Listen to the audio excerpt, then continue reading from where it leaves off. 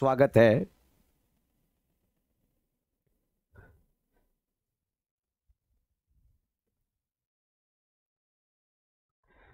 थे yes evening Bihari बाबू, बहुत बढ़िया सुहानी। तो चलिए बच्चों, लास्ट लेक्चर में हम बात कर रहे थे, बहुत ही शानदार टॉपिक हम डिस्कस कर रहे थे, calculate the total number of geometrical isomer. Calculate the total number of geometrical isomer नाम का टॉपिक हम डिस्कस कर रहे थे। आज हम ज्योमेट्रिकल आइसोमर्स को समाप्त करेंगे और इसके बाद बच्चों हम स्टार्ट करेंगे ऑप्टिकल आइसोमर। फिर ऑप्टिकल आइसोमर्स खत्म होने के बाद हम बहुत ही बेहतरीन टॉपिक स्टार्ट करेंगे नया, जिसका नाम होगा जनरल ऑर्गेनिक केमिस्ट्री। तो आज यहां पर ज्योमेट्रिकल आइसोमर्स बच्चों आप लोगों का समाप्त होगा। उससे पहले हम कुछ रिएजेंट्स के बारे में बात कर लेते हैं। कुछ रिएजेंट जो अब तक हमने डिस्कस कर लिए हैं, कौन कौन से रिएजेंट्स हमने डिस्कस कर लिए हैं उसके बारे में बात करें। जैसे मैंने यहां पर लिखा इस तरह का एक रिएजेंट H2PD बेरियम सल्फेट। बच्चों H2PD बेरियम सल्फेट होता क्या है? यह होता है मुंड मुंड मुंड रोजन मुंड। एसिड हलाइड को भाई साहब एल्डिहाइड में कन्वर्ट कर देता है। एसिड हलाइड को ये एल्डिहाइड में कन्वर्ट कर देता है और आइन को बच्चों ये सिस आइन में कन्वर्ट कर देता है। अगर मैं यहां पर यूज कर लूं sodium liquid ammonia, sodium liquid ammonia आइन को ट्रांस अल्कीन में बच्चों कन्वर्ट कर देता है। तो यहां पर भाई साहब sodium liquid ammonia H2PD barium sulphate मुंड मुंड मुंड रोजन मुंड एसिड हलाइड को क्या बना देगा? एल्डिहाइड। आइन को क्या बना देगा? इन। सिस वाला ट्रांस वाला सिस वाला। बट अगर ट्रांस बनाना है तो हम यूज करेंगे सोडियम लिक्विड अमोनिया। बच्चों ये रिएजेंट इतने इंपॉर्टेंट रिएजेंट है, अगर हमारे रिएक्शन स्टार्ट होने से पहले हमको ये रिएजेंट याद हो गए तो यूं समझिए मजा आ जाएगा आप लोगों को, कोई दिक्कत नहीं आएगा किसी तरह का जब हम रिएक्शंस पढ़ रहे होंगे। बच्चों यहां पर हमने नेक्स्ट रिएजेंट के बारे में बात करें। जो नेक्स्ट रिएजेंट हमने डिस्कस करा है वो रिएजेंट है जिसका नाम है सोडियम बोरोहाइड्राइड।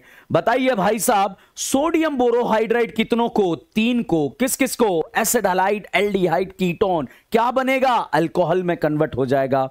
एक होता है बच्चों लिथियम एल्यूमिनियम हाइड्राइड, इसे हम प्यार से बोलेंगे लाहा। लाह तो इस सारे फंक्शनल ग्रुप क्या बोलेंगे? आहा। जितने भी पोलर पाई हैं भाई साहब उनको ये रिड्यूस कर देगा, ऑक्सीजन वालों को अल्कोहल बना देगा, नाइट्रोजन वालों को अमाइन बना देगा और इस तरह से कहानी को आगे ले जाएगा। बच्चों नेक्स्ट रिएजेंट हम बात कर चुके हैं जिसका नाम है DIBAL H, di isobutyl aluminium hydride. इसके साथ में वाटर होगा। डिबाल कितनों को? 2 को। साइनाइड ईस्टर को क्या बना देगा? एल्डिहाइड में कन्वर्ट कर देगा। तो भाई साहब साइनाइड ईस्टर को एल्डिहाइड में कन्वर्ट कर देगा। नेक्स्ट रिएजेंट के बारे में बात करें, नेक्स्ट रिएजेंट जो हमने डिस्कस करा उसका नाम है ZnHgHCl। ये रिएजेंट होता है बच्चों मेंशन क्लीमेंशन एल्डिहाइड कीटोन को अल्केन में कन्वर्ट कर देगा। इसी तरह से अगला रिएजेंट जो आता है वो आता है NH2NH2KOH। बच्चों NH2NH2KOH वोल्फ-किर्चनर रिडक्शन है। वोल्फ-किर्चनर रिडक्शन एल्डिहाइड कीटोन को बच्चों अल्केन में कन्वर्ट कर देगा। तो ये वोल्फ-किर्चनर है। एक आता है बच्चों red phosphorus HI। Red phosphorus HI हमने याद करा जिसका नाम है जो भी टकराएगा अल्केन बन जाएगा। तो जिसको भी टकराएगा ये अल्केन में कन्वर्ट कर देता है। ये सारे रिएजेंट बच्चों हमने डिस्कस कर लिए है और मैंने आपको H2 मेटल भी बताया है। H2 मेटल आते ही भाई साहब सब बोलेगा, किसे छोड़कर? एसिड को छोड़कर।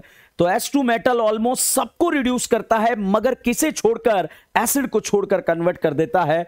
इसी तरह से बच्चों अगर आपको NO2 को NH2 बनाना है तो डालेंगे SnHCl FeHCl H2PD। भाई साहब बीडी या पीडी। तो भाई साहब NO2 को ये NH2 में कन्वर्ट कर देता है। अब अगर हम बात करें अगले रिएजेंट के बारे में बात करें तो अगला रिएजेंट हमने याद करा है BDC को बेंजीन बनाना है, क्या डालेंगे? H3PO2 और इथेनॉल। ये रिएजेंट बच्चों दोनों में से कोई भी यूज करें BDC को रिड्यूस करके बेंजीन बना देता है और ये बीडीसी को बेंजीन में कन्वर्ट कर देते हैं। दोनों ही रिएजेंट है। Very very important reagent. अगर आपके एग्जाम में आ गया डायरेक्ट क्वेश्चन सॉल्व हो जाएगा बच्चों। और आप याद करो, मैं पहले लेक्चर से ये रिएजेंट आपके टेस्ट में दे रहा हूं और पहले लेक्चर से हमने जो है यहां पर बातें कर रहे हैं। चलिएगा, जो रिएजेंट नहीं बताया, आज कुछ रिएजेंट्स के बारे में बात करेंगे, बहुत सारे रिएजेंट्स हम डिस्कस करेंगे। अभी हम स्टार्ट करते हैं आगे की कहानी को। आगे की कहानी क्या आती है, calculate the total number of geometrical isomers नाम का टॉपिक हमने समाप्त करा था। चलिए अब टॉपिक हम बात करते हैं, यहां पर ज्योमेट्रिकल आइसोमर्स में हम बात कर रहे हैं, टॉपिक का नाम है फिजिकल प्रॉपर्टीज।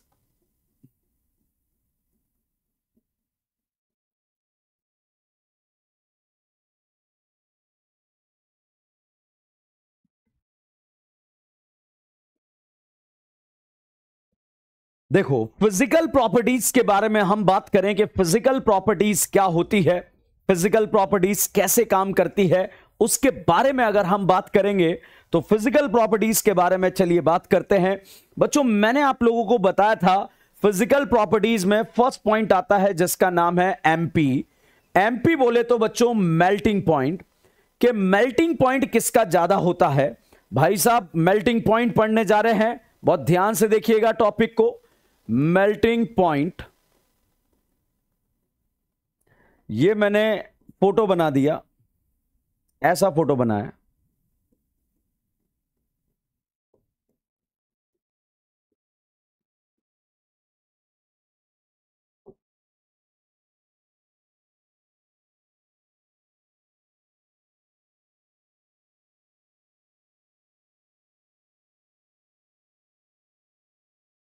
थोड़ा सा कलरफुल माहौल बनाते हैं, ठीक है।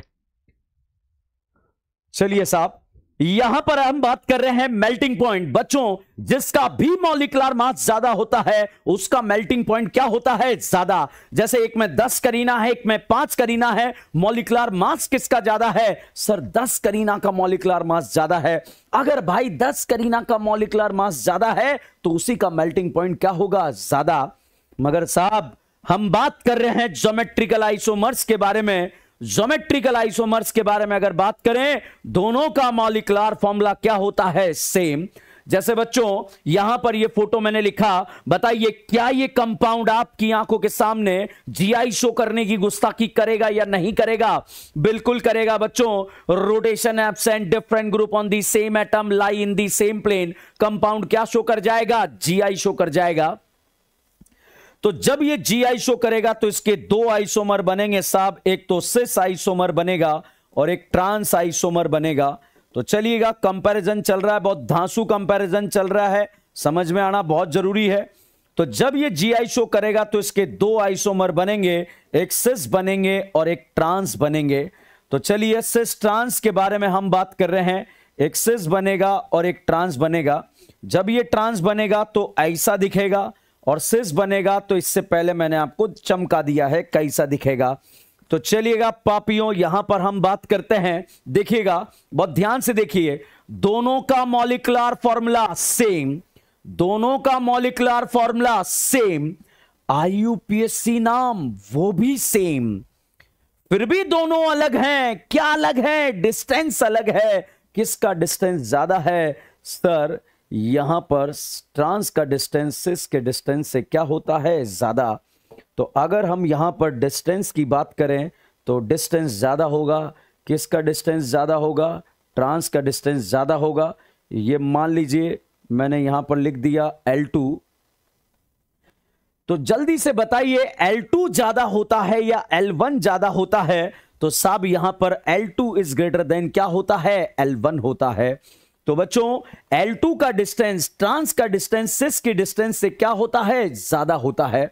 तो भैया ट्रांस का डिस्टेंस सिस की डिस्टेंस से क्या हो जाएगा, ज्यादा हो जाएगा। अब बच्चों, यहां पर हमने एक कहानी लिख दी, दोनों का मॉलिक्यूलर फॉर्मूला सेम है, आईयूपीएसी नाम सेम है, फिर भी दोनों अलग है। सर क्या अलग है, डिस्टेंस अलग है। किसका ज्यादा है, ट्रांस का। सर ये तो बात समझ में आ गई है, मगर अब डाउट आता है, सर क्या अलग हो गया। भाई साहब, डिस्टेंस चेंज होने से ज्योमेट्री अलग हुआ, ज्योमेट्री से ज्योमेट्रिकल आइसोमर बना और इस वजह से भाई इनके मेल्टिंग पॉइंट चेंज हो गए। तो सर के मेल्टिंग पॉइंट तो वो होता है ना जिसका मॉलिक्यूलर मास ज्यादा होता है उसका मेल्टिंग पॉइंट ज्यादा होता है। यहां तो मॉलिक्यूलर मास सेम है, फिर मेल्टिंग पॉइंट को कैसे कंपेयर करेंगे? कर लेंगे बच्चों, मॉलिक्यूलर मास सेम होने पर मेल्टिंग पॉइंट भी कंपैरिजन हो जाएगा। कैसे? जो ट्रांस आइसोमर होते हैं वो ट्रांस आइसोमर में बच्चों क्रिस्टल लेटिस के अंदर ये सिमेट्री पैक होता है, सिमेट्रिकली पैक होता है। अब मान लो मेल्टिंग पॉइंट क्या है, जैसे भाई साहब यहां पर जो ट्रांसफॉर्म होती है,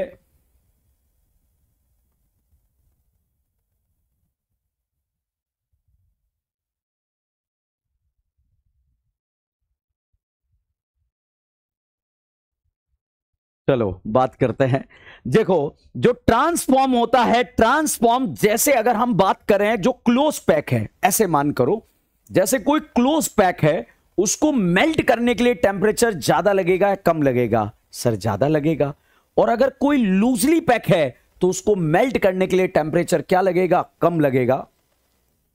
तो बच्चों यहां पर अगर हम बात करें इस वाले फोटो में, तो इस वाले फोटो की अगर हम बात करेंगे तो जो सिस फॉर्म होती है, सिस में जैसे ये क्रिस्टल्स हैं तो सिस के क्रिस्टल में सेम ग्रुप के सामने सेम ग्रुप लग जाएगा, तो इस तरह से क्रिस्टल बन जाएंगे। बट अगर मैं ट्रांसफॉर्म के क्रिस्टल बनाऊंगा तो ट्रांसफॉर्म के क्रिस्टल का अरेंजमेंट कैसे होगा? जैसे ये मान लीजिए 3 बॉल अरेंज है, अगर सेम के सामने सेम अरेंजमेंट है तो ये सिस अरेंजमेंट है। बट अगर सेम के सामने सेम अरेंज नहीं है, बीच में अरेंज हो जाते हैं, तो भैया ये ट्रांस अरेंजमेंट हो जाता है। और बच्चों जब ये ट्रांस अरेंजमेंट होता है तो आप यहां पर देखिएगा, जब ये ट्रांस अरेंजमेंट होता है और जब सिस अरेंजमेंट होता है तो सिस में ये वॉइड्स आ जाते हैं और ट्रांस में इस तरह से वॉइड्स कम होते हैं। तो अब आप देखिए सिस फॉर्म में पैकिंग क्लोज नहीं है, जब पैकिंग क्लोज नहीं है और यहां पर ट्रांसफॉर्म में पैकिंग क्या है? क्लोज है, तो उसको मेल्ट करने के लिए मेल्टिंग पॉइंट क्या लगेगा? ज्यादा लगेगा। तो भाई साहब हम ऐसा कह सकते हैं कि मेल्टिंग पॉइंट के बारे में अगर बात की जाए तो हम ऐसा कहते हैं ट्रांस आइसोमर के मेल्टिंग पॉइंट सिस आइसोमर से ज्यादा होते हैं। पॉइंट टू बी नोटेड, ये मत लिख देना पापियों कि ट्रांस का मेल्टिंग पॉइंट सिस से ज्यादा है, गलत हो जाएगा भैया। ट्रांस आइसोमर का मेल्टिंग पॉइंट सिस आइसोमर से क्या होता है? ज्यादा होता है। आइसोमर बोले तो मॉलिक्यूलर फॉर्मूला सब कुछ सेम होना पड़ता है। बच्चों इस तरह का जो ये फोटो बना है, इस तरह के फोटो में अगर हम इसका नाम लिखें तो इस भाई का नाम होता है फ्यूमेरिक एसिड और सिस वाले फॉर्म का नाम होता है मैलिक एसिड। तो भाई साहब एक तो फ्यूमेरिक एसिड है और एक मैलिक एसिड है, एक तो फ्यूमेरिक एसिड है और एक कैसा है? मैलिक एसिड है। तो बच्चों एक चीज को ध्यान रखिएगा कि फ्यूमेरिक एसिड और मैलिक एसिड में मेल्टिंग पॉइंट किसका ज्यादा होता है? फ्यूमेरिक एसिड का ज्यादा होता है, क्योंकि क्रिस्टल लैटिस में क्लोज पैक होता है। अगर क्लोज पैक हो जाता है, अगर क्लोज पैकिंग हो जाती है तो सिमेट्रिकल पैकिंग होती है, और सिमेट्रिकल पैकिंग होने की वजह से उसका मेल्टिंग पॉइंट क्या हो जाता है? ज्यादा हो जाता है। तो चलिएगा देवियों सज्जनों, हमने यहां पर बात कर ली है कि पैकिंग के बारे में बात कर ली कि पैकिंग किस तरह से होगी। ये बताओ मेल्टिंग पॉइंट समझ में आया या नहीं आया? बहुत ध्यान से देखिएगा, melting point very very important, exam में पूछा जाता है।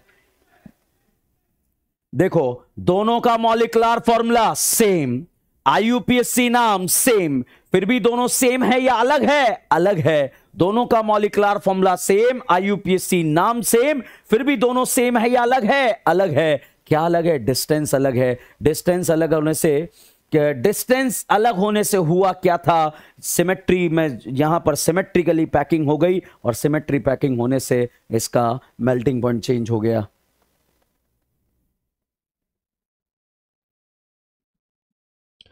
चलिए बच्चों अब हम यहां पर बात करते हैं नेक्स्ट पॉइंट के बारे में बात करते हैं। नेक्स्ट पॉइंट अगर हम बात करें तो भाई साहब यहां पर अब आता है कि और क्या चेंजेस यहां पर हो सकते हैं, तो वो आता है बच्चों बॉइलिंग पॉइंट। तो चलिए बॉइलिंग पॉइंट के बारे में हम यहां पर कुछ चीजें समझने जा रहे हैं, बहुत ध्यान से देखना। बॉइलिंग पॉइंट मैंने अक्सर देखा बहुत सारे स्टूडेंट का उड़ जाता है, समझ नहीं आता, बहुत ध्यान से देखना, बहुत कॉन्सेप्चुअल पॉइंट्स हैं बच्चों। चलो कुछ सिंपल सी बातें बताओ। बताओ कार्बन और फ्लोरीन में इलेक्ट्रोनेगेटिविटी किसकी ज्यादा है? कार्बन और फ्लोरीन में इलेक्ट्रोनेगेटिविटी किसकी ज्यादा है? सर फ्लोरीन की ईएन ज्यादा है। तो बेटा जब फ्लोरीन का ईएन ज्यादा है तो फ्लोरीन इलेक्ट्रॉन लेगा, और जब ये इलेक्ट्रॉन लेगा तो ये पोलर हो जाएगा, यहां डेल नेगेटिव और यहां डेल पॉजिटिव। इसी तरह से बच्चों कार्बन क्लोरीन में ईएन किसका ज्यादा है? सर क्लोरीन का ज्यादा है। सर क्लोरीन का ज्यादा है, तो यहां पर आप ये कहेंगे कि यहां पर डेल नेगेटिव और यहां पर डेल पॉजिटिव। इलेक्ट्रोनेगेटिविटी के डिफरेंस आने की वजह से, इलेक्ट्रोनेगेटिविटी के डिफरेंस आने की वजह से अगर हम बात करें क्लोरीन के ईएन आने की वजह से यहां पर चार्ज नॉट जीरो हो जाएगा और यहां पर भी चार्ज नॉट जीरो हो जाएगा। भाई साहब ये समझ में आना बहुत जरूरी है, अगर ये नहीं आएगा तो दिक्कत आ जाएगा। बताइए दोनों में ईएन का डिफरेंस आ रहा है या नहीं आ रहा है? बिल्कुल आ रहा है। पोलर है या नहीं है? है। चार्ज है या नहीं है? है। और चार्ज है तो क्यू नॉट जीरो, क्यू मतलब चार्ज जीरो नहीं है। तो यहां पर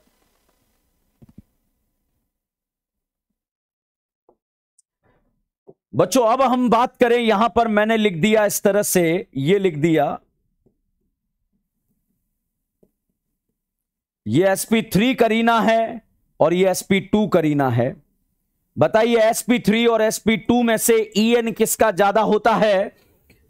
sp3 और sp2 में से En किसका ज्यादा है? सर sp2 का ज्यादा है। अगर sp2 का En ज्यादा है भाई तो यहां पर ये भाई भी पोलर है, ये डेल नेगेटिव है, ये डेल पॉजिटिव है। बताओ भाई साहब पोलर या नॉन पोलर? सर पोलर है। क्यों जीरो या नॉट जीरो? Not zero.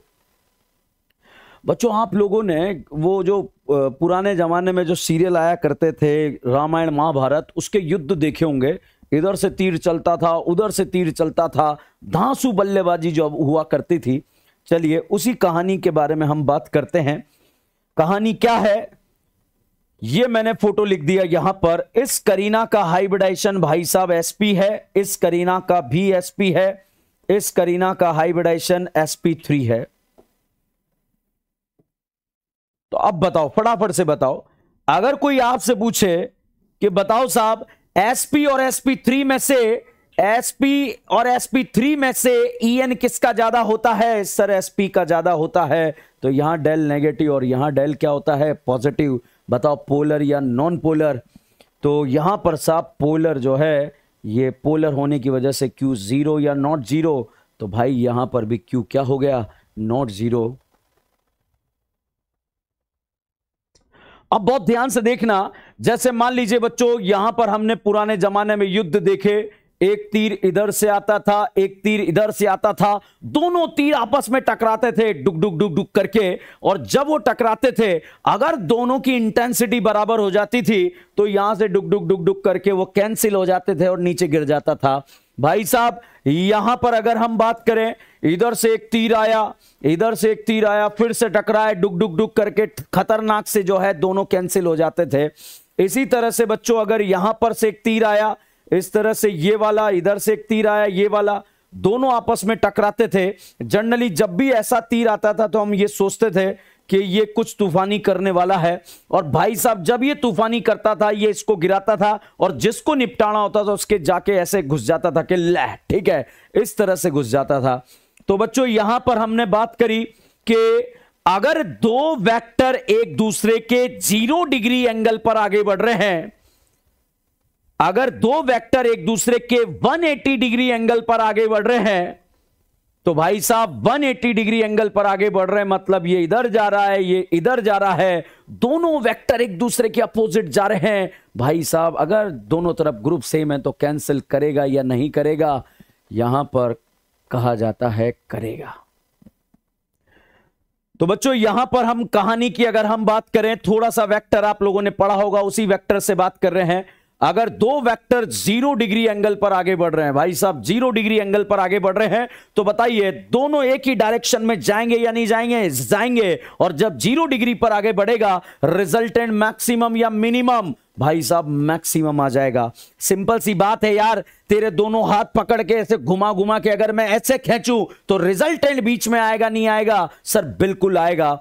इसी तरह से अगर मैंने इसको इधर खींचा, इसको इधर खींचा, और यहां पर अगर हम बात करें, ये रिजल्टेंट बीच में आपको दिखने को मिलेगा। कैसे मिलेगा देखिएगा भाई, कैसे मिलेगा। यहां पर दोनों वेक्टर के बीच में, जैसे मान लो आपके दो हाथ हैं और मैंने इस तरह से पकड़ के खींचे, इधर से भी खींचा, इधर से भी खींचा, 60 डिग्री के एंगल पर खींचा है, तो भाई रिजल्टेंट बीच में कहीं आपको मिल जाएगा। तो रिजल्टेंट यहां पर बीच में कहीं मिल जाएगा। तो चलो बच्चों, अब मैं आपको टॉपिक पढ़ाने जा रहा हूं फटाफट से। टॉपिक पढ़ने से पहले फटाफट बताओ पापियों, कार्बन और Cl में से इलेक्ट्रोनेगेटिविटी किसकी ज्यादा है? जल्दी से, फिर क्वेश्चंस पर आएंगे, टॉपिक पर आएंगे। भाई साहब, कार्बन Cl में से En किसका ज्यादा है? सर Cl का ज्यादा है, तो Cl ऊपर इलेक्ट्रॉन खींच रहा है। sp2 और sp3 में En किसका ज्यादा है? सर sp2 का ज्यादा है। आप ग्रीन कलर की तरफ ध्यान दीजिए बच्चों, ग्रीन कलर के वेक्टर क्या 0 डिग्री एंगल पर इधर की तरफ आगे बढ़ रहे हैं या नहीं बढ़ रहे हैं? बढ़ रहे हैं। रिजल्टेंट मैक्सिमम होगा या मिनिमम होगा? सर रिजल्टेंट यहां पर मैक्सिमम होगा। अगर बच्चों इसी तरह से मैं क्वेश्चन में लिख दूं, यहां पर ये फोटो लिख दिया इस तरह से, यहां पर मैंने लिख दिया CS3, यहां पर मैंने लिख दिया CS3। बहुत ध्यान से देखिएगा बच्चों, बहुत इंपॉर्टेंट बात हम यहां पर डिस्कस कर रहे हैं। बताओ sp2 और sp3 में से En किसका ज्यादा है? सर sp2 का ज्यादा है, तो इलेक्ट्रॉन इधर लेगा।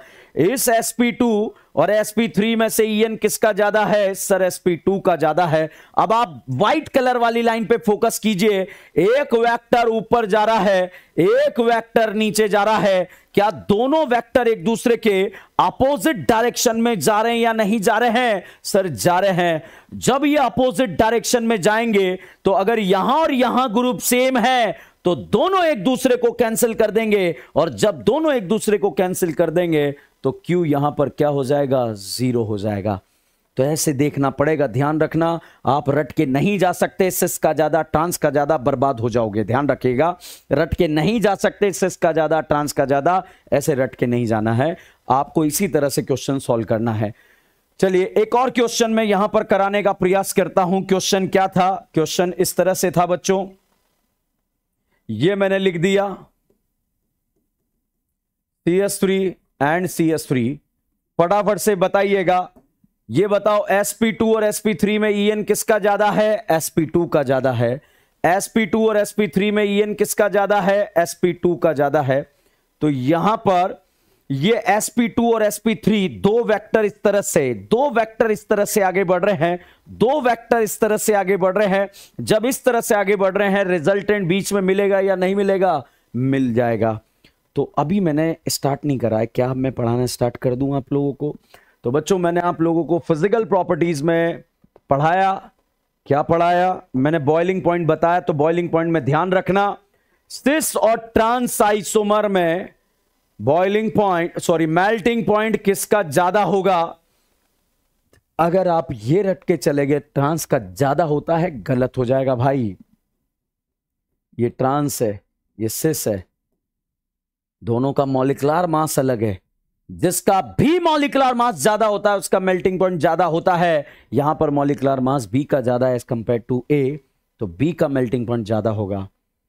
तो ये एक चीज ध्यान रखना बच्चों, मैं जो बात कर रहा हूं आप लोगों से, इतनी सी बात कर रहा हूं, दोनों आइसोमर्स होने चाहिए, आइसोमर होने चाहिए, मॉलिक्यूलर फॉर्मूला सेम होना चाहिए। मतलब क्वेश्चन ऐसा होना चाहिए, ये सिस है, ये ट्रांस है, तो सिस ट्रांस आइसोमर में ट्रांस आइसोमर के मेल्टिंग पॉइंट ज्यादा होते हैं। अगर ये स्टेटमेंट आएगा तभी सही होगा, बट अगर स्टेटमेंट सिस और ट्रांस लिखा हुआ आ गया तो यहां पर एक चीज ध्यान रखिएगा। लास्ट क्लास में मैंने कुछ क्वेश्चंस भी दिए थे बच्चों, करे थे नहीं करे थे आप लोगों ने? अगर नहीं करे कोई दिक्कत नहीं, करे हैं तब भी कोई दिक्कत नहीं, क्रॉस चेक कीजिएगा। अभी हम यहां पर उन क्वेश्चंस को सॉल्व करेंगे। चलिए साहब, यहां पर मैं दो क्वेश्चन लिख दे रहा हूं। यहां पर मैंने ये लिख दिया है, एग्जाम में ये फोटो लिखा, ये वाले भाई साहब सिस फॉर्म है। अगर इसका ट्रांस आइसोमर बनाऊं तो भाई कुछ ऐसा बन जाएगा, CS3 H एंड H, दोनों का मॉलिक्यूलर फॉर्मूला सेम। दोनों का मॉलिक्यूलर फॉर्मूला सेम, आईयूपीएसी नाम सेम, फिर भी दोनों सेम है या अलग है? अलग है। तो यहां पर दोनों जो है, दोनों एक दूसरे से अलग है। क्या अलग है? डिस्टेंस अलग है। किसका डिस्टेंस ज्यादा है? सर ट्रांस का डिस्टेंस सिस से ज्यादा है, तो इसलिए ये अलग हुआ। और मेल्टिंग पॉइंट की बात करें तो ट्रांस आइसोमर के मेल्टिंग पॉइंट सिस से क्या होते हैं? ज्यादा होते हैं। चलिएगा, क्वेश्चन नंबर 1 है। क्वेश्चन नंबर 2 बच्चों, अगर एग्जाम में ऐसा फोटो आ जाए, Cl लिखा रहे, H लिखा रहे, CH3 लिखा रहे, ये H लिखा रहे, ये भाई ट्रांस आइसोमर है। क्वेश्चन ऐसा लिखा रहे, Cl लिखा रहे, H लिखा रहे, H लिखा रहे, CH3 लिखा रहे, ये सिस फॉर्म है। यहां बच्चों आप रट के नहीं जा सकते कि किसका ज्यादा है किसका कम है। क्यों नहीं जा सकते? बात करूंगा अभी।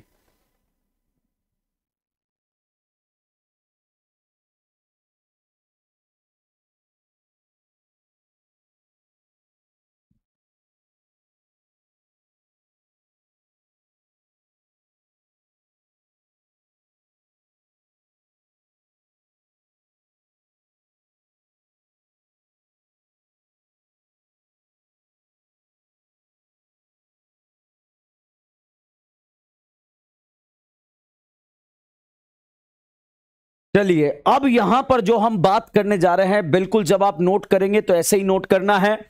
सबसे पहले बच्चों मैं बात कर रहा हूं क्यू के बारे में। क्यू बोले तो चार्ज के बारे में। फिर हम यहां पर बात करेंगे डाइपोल मोमेंट के बारे में। डाइपोल मोमेंट बच्चों होता है म्यू, और म्यू होता है क्यू इंटू एल। बच्चों अभी मैंने आपको चार्ज देखना सिखाया, जिसका Q का वैल्यू ज्यादा होगा। वेक्टर क्वांटिटी से हमने देख लिया कि जहां पर वेक्टर एक दूसरे को कैंसिल कर रहे हैं, Q मिनिमम हो जाएगा, 0 हो जाएगा। जहां कैंसिल नहीं कर रहे हैं, ध्यान देना, जहां कैंसिल नहीं कर रहे हैं वहां पर हमने चीजों को डिस्कस करा कि उस पर Q का वैल्यू क्या होता है? ज्यादा। तो चलिएगा, Q फाइंड करते हैं बच्चों। आर यू रेडी और नॉट रेडी?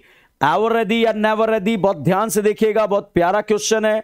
चलिए क्वेश्चन को सॉल्व करते हैं। क्वेश्चन क्या है देखते हैं। यहां पर क्वेश्चन इतना सा है, और क्या है देखो बच्चों, यहां पर एक कंपाउंड ए दे दिया, एक कंपाउंड बी दे दिया। दोनों में आपको कंपैरिजन करना है। जब दोनों में आप कंपैरिजन करने जा रहे हैं तो किस तरह से कंपैरिजन करेंगे इस चीज तो ध्यान रखिएगा।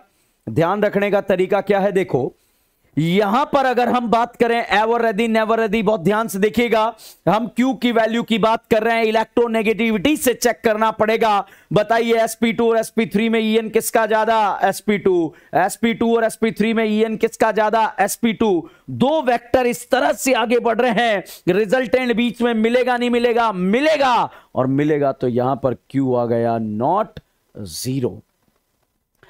इसी तरह से बच्चों यहां पर sp2 और sp3 में En किसका ज्यादा? सर sp2 का ज्यादा।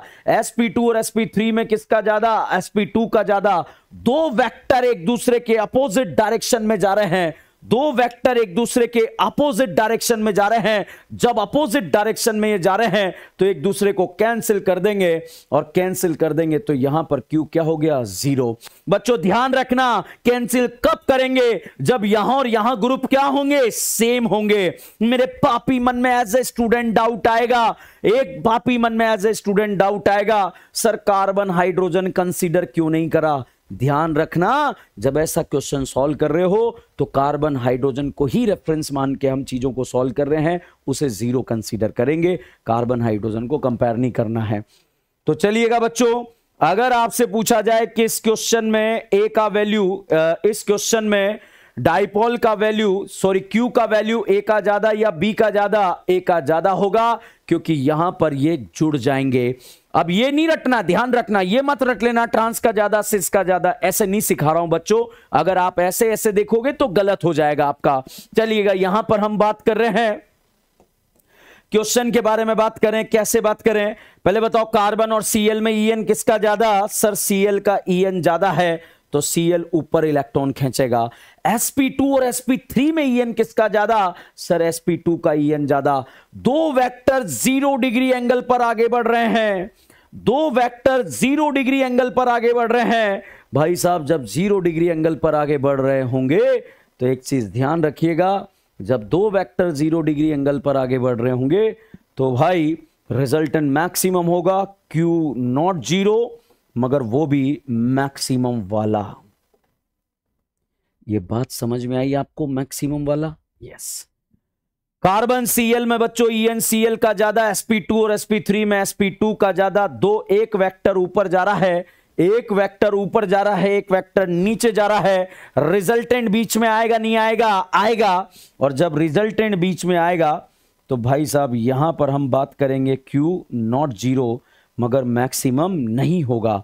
एक चीज ध्यान रखिएगा, मैक्सिमम नहीं होगा, मैक्सिमम नहीं होगा, तभी कहानी आपको समझ में आएगी। तो यह समझना बहुत जरूरी है। चलिएगा बच्चों, यहां पर हम बात कर रहे हैं, पहले बताओ क्या मैंने आपको यह सिखाया ये रट के चले जाओ सिस और ट्रांस में से सिस का ज्यादा ट्रांस का कम? ऐसा नहीं सिखाया। तो ध्यान रखिएगा, चेक करना पड़ेगा। कैसे चेक करेंगे? En के डायरेक्शन से चेक करेंगे। तो बताइए Q का वैल्यू, चार्ज का वैल्यू A का ज्यादा, B का ज्यादा, A का ज्यादा। यहां पर A 0 डिग्री पर ऊपर चढ़ रहे हैं तो चार्ज का वैल्यू मैक्सिमम होगा, तो यहां पर भी A का मैक्सिमम होगा। और बच्चों एक चीज ध्यान रखिएगा, एक चीज ध्यान रखिएगा, डाइपोल मोमेंट होता है Q इंटू L। मान लीजिए किसी का Q का वैल्यू बहुत ज्यादा आ रहा है, किसी का Q का वैल्यू बहुत ज्यादा आ रहा है, मान लो 100 आ रहा है, तो डाइपोल का वैल्यू कितना आ जाएगा? 100L आ जाएगा। क्या मेरी बात समझ में आ रही है आप लोगों को? मान लीजिए किसी का वैल्यू 300 आ रहा है, तो डाइपोल का वैल्यू बच्चों यहां पर 300L आ जाएगा। इस तरह से बच्चों आप डाइपोल चीजों को डिसाइड कर पाएंगे। और जब डाइपोल मोमेंट आप लोगों का डिसाइड होगा तो इसी तरह से आप लोग क्वेश्चंस को सॉल्व कर पाएंगे। तो क्वेश्चन सॉल्व करना बहुत जरूरी है, इस चीज को आपको देखना पड़ेगा। तो बताओ Q का वैल्यू ज्यादा तो डाइपोल का वैल्यू ज्यादा होगा या कम होगा? सर ज्यादा होगा। तो भाई फटाफट से बता दो, इससे पहले वाले क्वेश्चन में all poppies get ready, dipole moment Q into L। बताइए डाइपोल मोमेंट में Q A का ज्यादा आ रहा है B का? सर A का ज्यादा आ रहा है, तो डाइपोल भी किसका ज्यादा होगा? A का। यहां डाइपोल मोमेंट में Q का वैल्यू A का ज्यादा आ रहा है या B का? सर दोनों का 0 नहीं है, मगर A का मैक्सिमम है, बिकॉज 0 डिग्री पर आगे बढ़ रहा है। इस वजह से भाई साहब डाइपोल भी इसी का ज्यादा हो जाएगा। समझ में आया या नहीं आया? यस। और बच्चों डाइपोल मोमेंट डायरेक्टली प्रोपोर्शनल होता है बॉइलिंग पॉइंट के। जिसका डाइपोल ज्यादा होता है उसी का बॉइलिंग पॉइंट ज्यादा होता है, जिसका डाइपोल ज्यादा होता है उसी का बॉइलिंग पॉइंट ज्यादा होता है। ये कहानी है। सर बॉइलिंग पॉइंट होता क्या है? भाई बॉइलिंग पॉइंट क्या होता है, चलिए हम लास्ट में यहां पर इस कहानी को समझते हैं। मान लो बच्चों यहां पर ये पानी है, बेचारा अपना जीवन जी रहा है, किसी से कोई लेना देना नहीं है, कोई लेना देना नहीं है। अब इस पानी के टैंक को आपने क्या करा है, एक भट्टी पे रख दिया और इस भट्टी में लगा दी है आग। इस भट्टी में लगा दी है आग।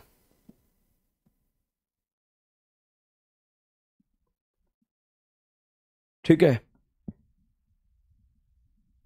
तो भाई साहब इस भट्टी में जब आपने आग लगा दी है तो यहां पर इस तलवे पर जो है हलचल पैदा होगी या नहीं होगी? सर होगी। तो भैया जब हलचल पैदा होगी तो ये पानी के मॉलिक्यूल जैसे जैसे यहां गर्मी बढ़ेगी, जैसे जैसे आग बढ़ेगी, ये ऊपर की तरफ भागने लगेंगे। ये पानी की ड्रॉप्स जो हैं ऊपर की तरफ भागने लगेगी। इस तरह से ये बोलेंगे भागो भागो भागो भागो। और जैसे ही एक भी ड्रॉप अगर वेपर में कन्वर्ट हो जाएगी, वही उसका बॉइलिंग पॉइंट होगा। वेपर में एक भी ड्रॉप कन्वर्ट हो जाएगी तो वही उसका क्या होगा? बॉइलिंग पॉइंट होगा। मान लो अगर पानी बोल सकता तो कैसे बोलता? भाई साहब जैसे यहां पर आग लगी है तो हलचल पैदा हो गई, पानी के मॉलिक्यूल एक दूसरे से जो है दूर भागने लगे तो एक दूसरे को धक्का मार रहे हैं और ऐसे बोल रहे हैं मन जाने दे मन जाने दे मन जाने दे। क्यों? मारे आग लगी है आग लगी है आग लगी है। ठीक है। और इस तरह से यहां पर भाई ये ऊपर की तरफ भाग जाएंगे। तो आपको समझ में आ गया होगा। तो बच्चों कहानी में ज्योमेट्रिकल आइसोमर्स की कहानी यहीं पर समाप्त होती है और आपको बहुत अच्छे से कहानी समझ में आई होगी। तो बच्चों एक चीज ध्यान रखिएगा, क्वेश्चंस क्या क्या पूछा जाएगा। क्वेश्चन यहां पर बॉइलिंग पॉइंट का पूछा जाएगा, क्वेश्चन यहां पर डायपोल मोमेंट का पूछा जाएगा। वैसे डायपोल मोमेंट वगैरह डिटेल में हम इनऑर्गेनिक केमिस्ट्री में पढ़ते हैं, मगर आइसोमर्स से वाली बातें मैंने यहां पर बच्चों करी है, तो आपको यह कहानी बहुत अच्छे से समझ में आई होगी। तो बच्चों कहानी हमने यहां से स्टार्ट करी थी, इस मॉलिक्यूल से कहानी स्टार्ट करी थी। एक बार मैं आपको वापस से कंक्लूड करना चाहूंगा। बताओ फर्स्ट वाला फोटो जीआई शो कर रहा है या नहीं कर रहा है? फर्स्ट वाला फोटो जीआई शो कर रहा है या नहीं कर रहा है? जल्दी से बताइए। जीआई शो करने के लिए मैंने आप लोगों को बताया था rotation absent different group on the same atom lie in the same plane, तो कंपाउंड क्या शो कर जाता है? जीआई। जीआई बोले तो ज्योमेट्रिकल आइसोमेरिज्म। जीआई शो करने के लिए हम rotation absent different group on the same atom lie in the same plane, तो कंपाउंड क्या शो कर जाता है? जीआई शो कर जाता है। Rotation absent different group on the same atom lie in the same plane, तो कंपाउंड क्या शो कर जाता है? जीआई शो कर जाता है। बच्चों यहां पर अगर हम बात करें, दोनों का मॉलिक्यूलर फॉर्मूला सेम है, फंक्शनल ग्रुप सेम है, फिर भी दोनों अलग हैं। दोनों का मॉलिक्यूलर फॉर्मूला सेम, आईयूपीएसी नाम सेम, फिर भी दोनों अलग थे। भाई साहब क्या अलग था? डिस्टेंस अलग था। यहां पर ट्रांस का डिस्टेंस सिस के डिस्टेंस से क्या होगा? ज्यादा होगा भाई। ट्रांस का डिस्टेंस सिस के डिस्टेंस से क्या हो जाएगा? यहां पर ज्यादा हो जाएगा। क्या ज्यादा हो जाएगा? डिस्टेंस ज्यादा हो जाएगा। और यह बात आपको समझ आई होगी। तो भैया बिल्कुल कॉन्सेप्चुअली बात कर रहे हैं, तो मैं कहूंगा क्या अलग है? L2 is greater than L1। तो भाई साहब L2 is greater than L1 आपको यहां पर समझ में आ गया। फिर इसके बाद हमने देखा कि मेल्टिंग पॉइंट के बारे में बात करें, तो मेल्टिंग पॉइंट बच्चों ट्रांस आइसोमर का मेल्टिंग पॉइंट सिस आइसोमर से क्या होता है? ज्यादा होता है। अगर हम बॉइलिंग पॉइंट के बारे में बात करें बच्चों, बॉइलिंग पॉइंट के बारे में बात करें फटाफट से, अगर मैं बॉइलिंग पॉइंट के बारे में बात करूं कि बॉइलिंग पॉइंट क्या होता है, अभी मैंने वेक्टर क्वांटिटी से आपको बताया कि इस वाले का बॉइलिंग पॉइंट इसके कंपैरिजन में क्या था? ज्यादा, क्योंकि यहां पर तो कैंसिल कर रहा था, तो ए का बॉइलिंग पॉइंट बी से क्या होता है? ज्यादा। दोनों का मॉलिक्यूलर फॉर्मूला सेम था, यूपीएससी नाम भी सेम था, फिर भी दोनों अलग थे। पहले मैंने रटाया आपको ट्रांस का डिस्टेंस इससे ज्यादा है। सर ऐसा क्या अलग हो गया? अलग हुआ ना भाई, इसका मेल्टिंग पॉइंट अलग हो गया। अलग हुआ ना भाई, बॉइलिंग पॉइंट अलग हो गया। अब हम बात करें बच्चों स्टेबिलिटी की। Generally trans isomer is more stable than cis isomer. बच्चों जब भी आपका क्वेश्चन आ जाए कि सिस ट्रांस आइसोमर में ज्यादा स्टेबल कौन से आइसोमर होते हैं, then trans isomer is more stable than cis isomer.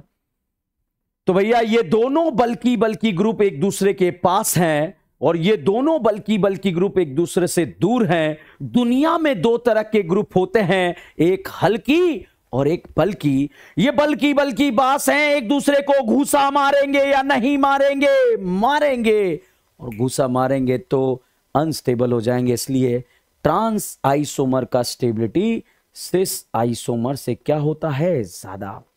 Doubt आ जाए क्या सर हमेशा ट्रांस ही ज्यादा स्टेबल होता है? नहीं भाई, ट्रांस आइसोमर कुछ भी हो सकता है। टॉपिक समझ में आया या नहीं आया?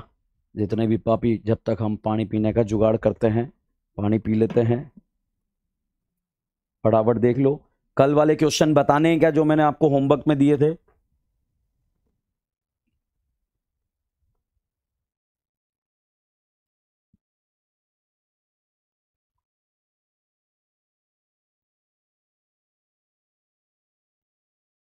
रुचि मौर्य, ट्रांस आइसोमर ज्यादा स्टेबल होगा सिस आइसोमर से, जनरली ऐसा बोल सकते हैं, मगर अगर सिस में हाइड्रोजन बॉन्डिंग हो जाती है then cis is more stable. Yes बिल्कुल सही है अंकित गौतम। ओके कल जो क्वेश्चंस दिए थे मैंने ज्योमेट्रिकल आइसोमर्स कैलकुलेट करने वाले, वो वाली कहानी क्लियर है या नहीं है? ओके समझ गए समझ गए, बहुत बढ़िया बहुत बढ़िया।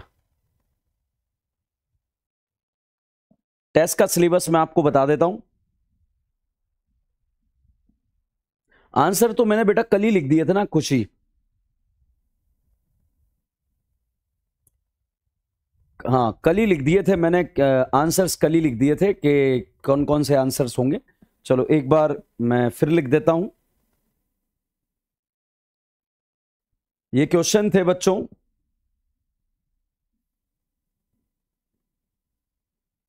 एक सीएल, एक सीएल, एक सीएल,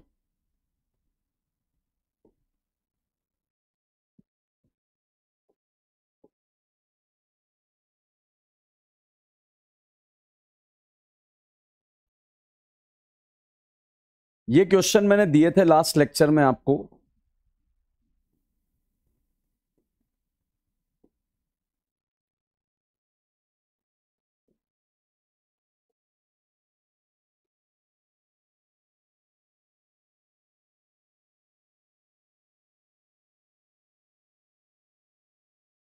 ये क्वेश्चन मैंने दिए थे।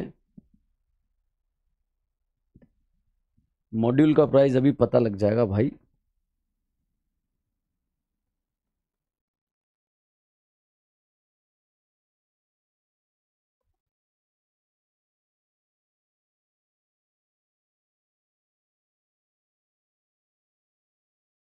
चलो फटाफट से,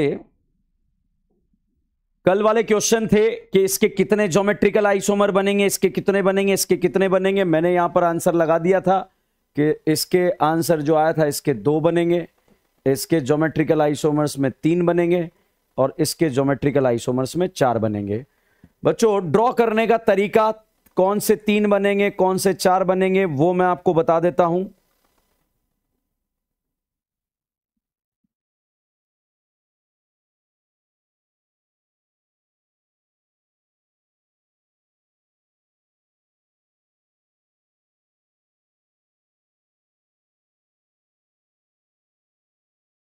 देखो कैसे बताया था, अब बहुत ध्यान से देखना। जब बच्चों यहां पर अगर आपको इसके ज्योमेट, वैसे तो ये एग्जाम में नहीं आते, फिर भी आपको आ जाना चाहिए कि कैसे ये 3 मेंबर वाले रिंग एग्जाम में आ जाते हैं। हाँ देखो ये क्वेश्चन हो सकता है यहां B R C L C L, यहां बी आर फ्लोरीन क्लोरीन, कुछ भी इधर उधर हो सकता है, मगर क्वेश्चन ऐसे ही था। यहां तीनों सेम थे, यहां तीनों सेम थे, यहां पर एक अलग था, 2 सेम थे, और यहां तीनों अलग थे। तो क्वेश्चन पता है कहां से सॉल्व होगा, यहां से सॉल्व होगा। जो स्टूडेंट ऊपर से सॉल्व करने का प्रयास करेगा उसका क्वेश्चन गलत हो जाएगा। बच्चों जब भी आप क्वेश्चन यहां पर 4 कैसे बने, वो मैं आपको, जो अप्रोच मैं आपको बता रहा हूं भाई, ध्यान रखना, अप्रोच इंपॉर्टेंट है।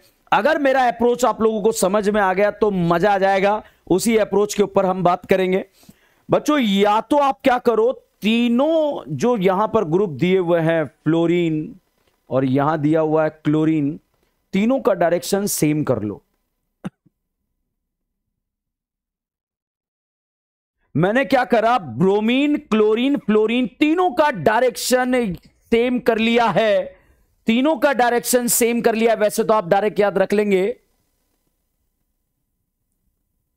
अगर हम तीनों के डायरेक्शन की बात करें, तीनों के डायरेक्शन की बात करें, तीनों के डायरेक्शन के बारे में बात करें, सेम कर लो, या तो वैच कर लो या डैश कर लो। बच्चों ये बताओ, ये बिहार ऊपर है या बाहर है? बाहर है भाई, बाहर है, ठीक है। ये सीएल, ये फ्लोरीन ऊपर है या बाहर है? बाहर है।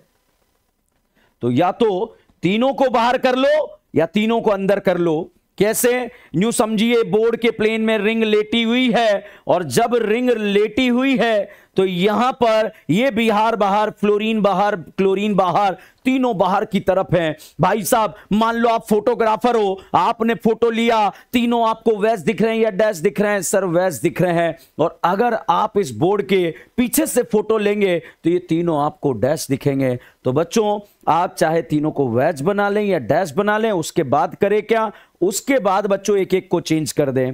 कैसे? बाकी सारे तो सेम रखें, एक वाले स्ट्रक्चर को आप चेंज कर देंगे। कैसे? ब्रोमीन को आप पीछे ले जाएं, बाकी सबको सेम रख दें। फिर आप क्या करें, फ्लोरीन वाले को पीछे ले जाएं, बाकी सबको सेम रख दें। फिर क्या करें, फिर भैया आप यहां पर क्लोरीन वाले को पीछे ले जाएं और बाकी सेम रख दें। यार इधर जगह ही नहीं है, नेक्स्ट पेज पे बना दूं, नेक्स्ट पेज पे, ठीक है।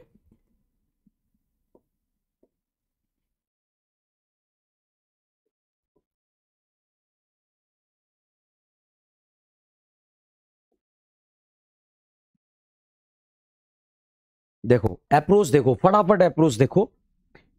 ब्रोमीन, क्लोरीन, फ्लोरीन है, मैंने बोला इसके 4 बनेंगे। कैसे बनेंगे? आप क्या करो, एक एक को पीछे ले जाओ। या तो एट अ टाइम ब्रोमीन को पीछे ले जाओ, या एट अ टाइम फ्लोरीन को पीछे ले जाओ, या फिर एट अ टाइम क्लोरीन को पीछे ले जाओ। देखो आप 1 2 3 और एक वो ले गए जो 4 बन गए। यहां पर अगर हम बात करें एट अ टाइम, आप ब्रोमीन को पहले तो तीनों का डायरेक्शन सेम रख लो, Br का, Cl का और ये Cl का। अब आप एट अ टाइम ब्रोमीन को पीछे ले जाओ,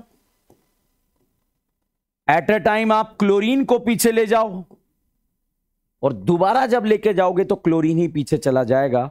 तो इस तरह से आपके क्वेश्चन सॉल्व हो जाएंगे। बात समझ में आया या नहीं आया? यहां से स्टार्ट करेंगे। Br क्लोरीन फ्लोरीन है, न्यू समझो तीनों के डायरेक्शन आपकी तरफ है। ब्रोमीन भी आपकी तरफ, फ्लोरीन भी आपकी तरफ, और ये क्लोरीन भी आपकी तरफ।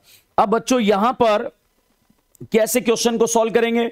एक बार ब्रोमीन को पीछे ले जाओ, दूसरा बन गया। एक बार फ्लोरीन को पीछे ले जाओ, तीसरा बन गया। और एक बार क्लोरीन को पीछे ले जाओ, चौथा बन गया। कितने बन गए? 4। यहां पर ब्रोमीन, क्लोरीन, क्लोरीन, ध्यान देना, ब्रोमीन, क्लोरीन, क्लोरीन, ब्रोमीन बाहर, क्लोरीन बाहर, सारों का डायरेक्शन सेम रख दिया है। सारों का डायरेक्शन सेम रख दिया। अब क्या करें? एक बार ब्रोमीन को पीछे ले जाओ तो दूसरा बन गया, एक बार क्लोरीन को पीछे ले जाओ, तीसरा रख गया। जब दोबारा भी क्लोरीन ले जाएंगे तो क्लोरीन पीछे चला जा चुका है। तो यहां पर बच्चों 3 बन जाएंगे। इस तरह से आप बना सकते हैं। तो खैर ये ड्रॉ करने का आपको जरूरत नहीं है, फिर भी आप चाहें तो ड्रॉ करके रखें, मुझे कोई दिक्कत नहीं है। और वैसे नहीं करेंगे तब भी कोई दिक्कत नहीं है, क्योंकि बच्चों अगर आप लिखेंगे ना तो फिर आप नोट करेंगे, और नोट करेंगे तो फिर टोटल न्यू समझिए कि एग्जाम में फिर ऐसे क्वेश्चंस आप सॉल्व करेंगे और फिर बर्बाद हो जाएंगे। चलिए चलो भाई, ज्योमेट्रिकल आइसोमर्स समाप्त है। ज्योमेट्रिकल आइसोमर्स में मैं कुछ क्वेश्चंस क्विजेस के लिख रहा हूं, वो जरूर आप सॉल्व करना। फिर हम नया टॉपिक स्टार्ट करने जा रहे हैं। नए टॉपिक का नाम है ऑप्टिकल आइसोमर्स। अगर आप ऑप्टिकल आइसोमर्स से भी पढ़ना स्टार्ट करेंगे तो सब कुछ आपको समझ में आएगा। मैं फटाफट से मैंने अपने टेलीग्राम चैनल पर भी क्विजेस डाली हुई हैं, और अपने करियरविल ऐप पर भी बच्चों क्विजेस अपलोड है। तो क्विजेस जरूर सॉल्व करें। और वेरी वेरी इंपॉर्टेंट, कहां गई भाई?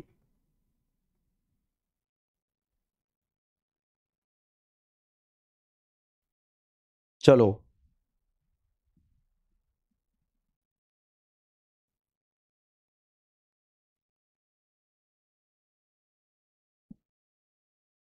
देखो बच्चों, आप क्वेश्चंस क्विज के सॉल्व करेंगे।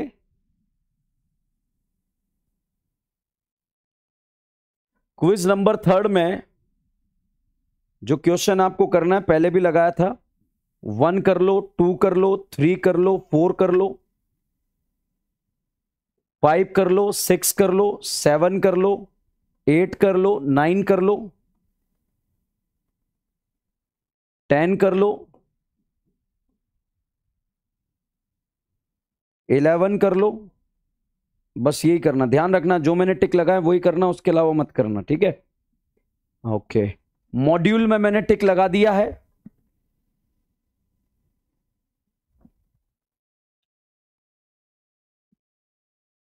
एक बार फिर से टिक लगवा देता हूं मॉड्यूल में।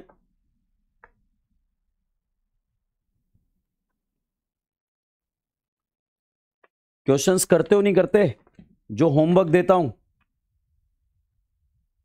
रिया राज, क्विज तो वैसे वहां पर अपलोड है करियरविल ऐप पर। मेरे टेलीग्राम चैनल पर भी मैंने अपलोड किया था। अभी 2-3 दिन पहले मैंने आप लोगों से इंटरेक्शन किया था, तो उसी चैनल पर आप टेलीग्राम चैनल पर देख सकते हैं क्विजेस को। आइसोमर्स वाले पोर्शन में जो क्वेश्चंस आपको करने हैं वो क्वेश्चंस भी बच्चों टिक लगवा देता हूं। इतना आपको पता रह जाएगा कि इतना पढ़ने के बाद ही क्वेश्चंस आपसे सॉल्व हो जाएंगे। वैसे तो मैक्सिमम क्वेश्चंस मैंने आइसोमर्स में तो टिक करवा दिए थे। मैक्सिमम टिक है। एक क्वेश्चन कर लेना। मॉड्यूल पेज नंबर 52 पर, मॉड्यूल पेज नंबर 52 पर क्वेश्चन नंबर 11, 12,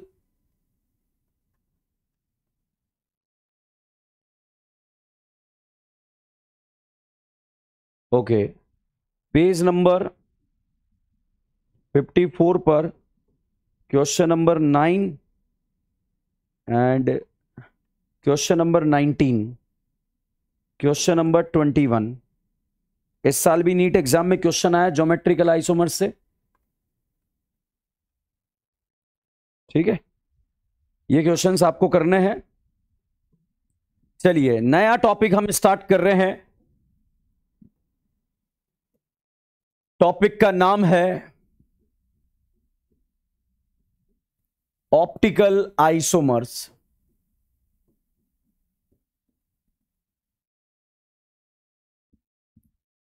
बच्चों टॉपिक का नाम है ऑप्टिकल आइसोमर।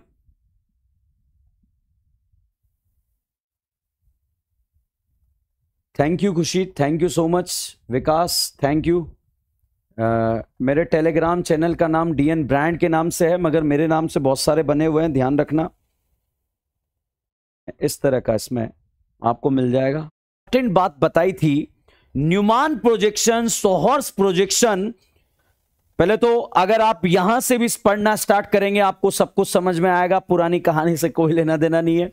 तो अगर आज से भी आप पढ़ना स्टार्ट करेंगे आपको सब कुछ समझ में आएगा।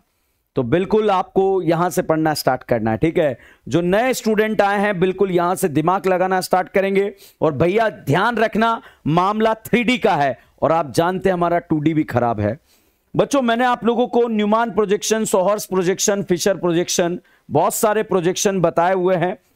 अब कुत्ते का बच्चा इमेजिनेशन करके मैंने आपको बताया था, याद कीजिए, कुत्ते का बच्चा इमेजिनेशन करके बताया था। एक बार फिर से मैं यहां पर टॉपिक को स्टार्ट करने से पहले कुत्ते का बच्चा इमेजिनेशन करके मैं आपको कहानी समझाने का प्रयास करता हूं और आप भी कहानी को समझने का प्रयास करेंगे। जितने भी पापी यहां पर मुझे देख रहे हैं बहुत ध्यान से देखें बच्चों। कुत्ते का बच्चा इमेजिनेशन करके मैं आपको चीजें समझाने जा रहा हूं। और आप जब भी आप 3D में अटक जाओ, जब भी आप 3D सोचने में अटक जाओ तो भाई एक चीज याद रखना, कुत्ते का बच्चा आपका क्वेश्चन सॉल्व हो जाएगा, कोई दिक्कत नहीं आएगा। बट याद रखना है आपको कुत्ते का बच्चा। तो चलिए आपका कुत्ते का बच्चा आपके सामने आ चुका है और इस बच्चे को हम यहां पर डिस्कस कर रहे हैं।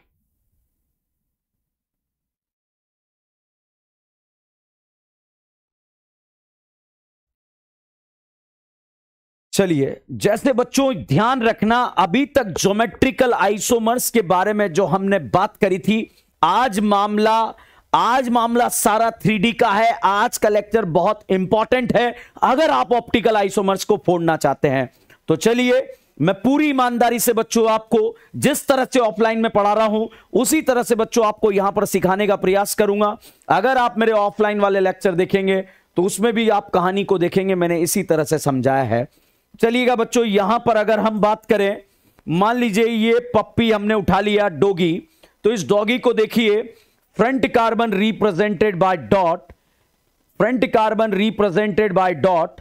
तो फ्रंट कार्बन को डॉट से रिप्रेजेंट करा, इससे 3 बॉन्ड कनेक्टेड हैं बच्चों, 3 बॉन्ड कनेक्टेड हैं। एक एसिड मान लो, एक OH मान लो और एक H मान लो।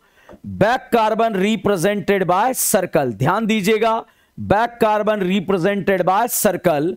सर्कल में भैया एसिड के सामने एसिड लगाया, OH के सामने OH लगाया, H के सामने H लगाया, एसिड के सामने एसिड लगाया, एसिड के सामने एसिड लगाया, OH के सामने OH लगाया और H के सामने H लगाया। अगर भैया कुत्ते के बच्चे को आपने सामने से देखा, अब कुत्ते के बच्चे की इमेजिनेशन से करेंगे।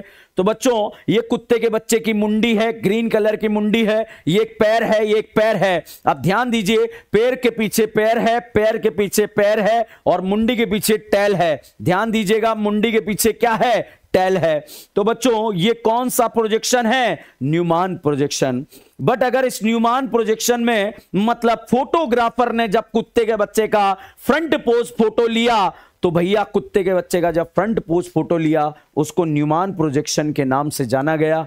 तो देवियों सज्जनों, इस भाई का नाम क्या है? Newman projection. अब भाई साहब ये न्यूमान प्रोजेक्शन में, अगर न्यूमान प्रोजेक्शन के बारे में हम बात करें, न्यूमान प्रोजेक्शन में अगर साइड पोज ले लिया जाए, साइड पोज ले लिया जाए, तो देखो कुत्ते के बच्चे को इस तरह से साइड में कर दो। जैसे ही साइड पोज लिया गया, इस तरह से साइड पोज लिया गया, मेरे को लग रहा है आपको मेरी कहानी समझ में आ रही होगी। तो साइड पोज बच्चों जब लिया गया तो साइड पोज कुछ इस तरह से आया। किस तरह से आया? ये एसिड है बच्चों, ये OH है और ये H है। अब फटाफट से आप देखकर बताएंगे एसिड के सामने क्या आ रहा है? एसिड आ रहा है। OH के सामने क्या आ रहा है? OH आ रहा है। H के सामने क्या आ रहा है? H आ रहा है। ये कौन सा पोज आ गया? साइड पोज आ गया। इसे बच्चों बोला गया सोहर्स। ये सोहर्स है, ये न्यूमान है। तो भैया कुत्ते के बच्चे को आपने उठाया, सामने से देखा, तो सामने से इमेजिनेशन करना बच्चों, क्योंकि ये मॉडल वॉडल आपके पास नहीं रहेंगे, मॉडल वॉडल आपके पास नहीं रहेंगे। क्यों? क्योंकि चीज ध्यान रखना, आप घर बैठकर पढ़ रहे हो, जितनी भारी से भारी बातें आपको फालतू तरीके से याद रहेगी, क्योंकि फालतू तरीके अंत तक याद रहते हैं बच्चों। तो उसी फालतू तरीके से मैं आपको 3D इमेजिनेशन करा रहा हूं, ध्यान दीजिएगा। जैसे उठाया कुत्ते का बच्चा, फ्रंट से देखा, ये मुंडी, ये पैर, मुंडी के पीछे टैल, और इस पैर के पीछे पीछे पैर, इस पैर के पीछे पीछे पैर। अगर भाई साहब आपने इसका साइड पोज लिया, इस तरह से साइड पोज लिया भाई साहब, तो साइड पोज लिया, तो साइड पोज में ये मुंडी, ये पैर, इस मुंडी के सामने टैल है और इस पैर के यहां पर पैर है। तो यहां पर भाई साहब ये कौन सा? न्यूमान प्रोजेक्शन का सोहर्स। ये न्यूमान, ये सोहर्स। और अगर भाई कुत्ते के बच्चे को आपने उठाकर ऐसा कर दिया, इस तरह से कर दिया, तो भाई जैसे इस तरह से कर दोगे तो यहां पर कहानी कुछ इस तरह की बन जाएगी बच्चों। दिखने में तो ये ऐसा लिखने में आ जाएगा, मगर जब ऐसा लिखने में आएगा तो आपको पता होना चाहिए ये एसिड, ये OH, ये H, यहां पर OH के सामने OH, H के सामने H और एसिड के सामने एसिड। ध्यान दीजिएगा। अब आप अगर इस क्वेश्चन को ऐसे समझ रहे हो कि ये चारों फोटो, ये चारों बॉन्ड इस बोर्ड के प्लेन में ऐसे लेटे हुए हैं, ऑप्टिकल बर्बाद हो जाता है यार, ऑप्टिकल बर्बाद हो जाता है। इसका मतलब यह है बच्चों, इसका मतलब यह है कि करीना, ये करीना और करीना है। यहां पर भाई ये वाला बॉन्ड ऐसे अंदर की तरफ जा रहा है और ये वाला बॉन्ड बाहर आ रहा है, ये वाला बॉन्ड भी बाहर आ रहा है, ये वाला बॉन्ड अंदर की तरफ जा रहा है।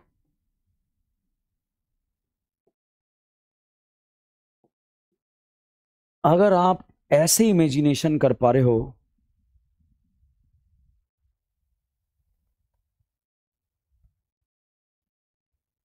समझ में आ रहा है बात?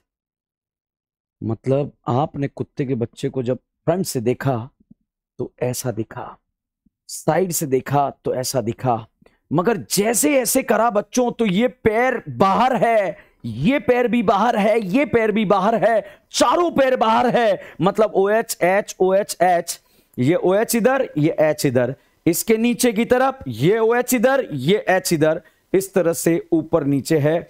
और भैया ये मुंडी जो है ऐसे चली गई और मुंडी के पीछे भी टैल चली गई।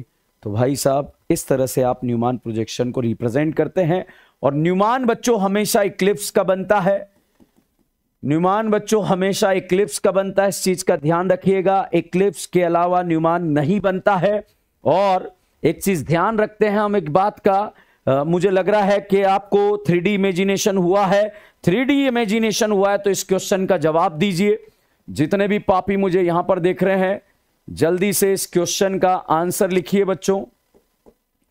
जितने भी देख रहे हैं, हिंदुस्तान के किसी भी कोने पर देख रहे हैं, फटाफट से, ये कैमरा हमारे बीच में रहना चाहिए, मगर वो फील, वो फील जो मैं हर बच्चे को देना चाहता हूं, वो फील जो मैं हर बच्चे को देना चाहता हूं, वो अब उसके घर तक पहुंचनी चाहिए, चाहे वो कहीं भी बैठकर पढ़ रहा हो। इस बात का ध्यान रखिए। फटाफट से इसका आप बनाइए, सोहर्स बनाइए, फिशर बनाइए। ये यहां पर मैंने न्यूमान प्रोजेक्शन बना दिया है।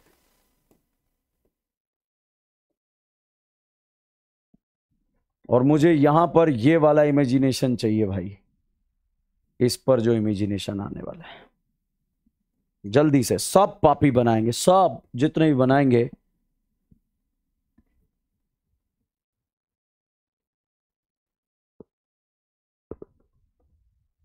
आ गया? चलो, कैसे यहां पर बच्चों मैं भूल जाता हूं कि अपन ऑनलाइन पढ़ रहे हैं, मगर मैं वही फील आपको देना चाहता हूं, वही चीजें मैं आपको सिखाना चाहता हूं। तो ये सीएल, ये सीएल, कुत्ते के बच्चे को अब मैं बिना 3D, मतलब आप समझो, कुत्ते के बच्चे को मैंने साइड कर दिया, ये मुंडी, ये पैर, ये पैर। अब भाई साहब जैसे ही साइड में करा तो यहां पर मुंडी के पीछे मुझे नजर आ गई टेल।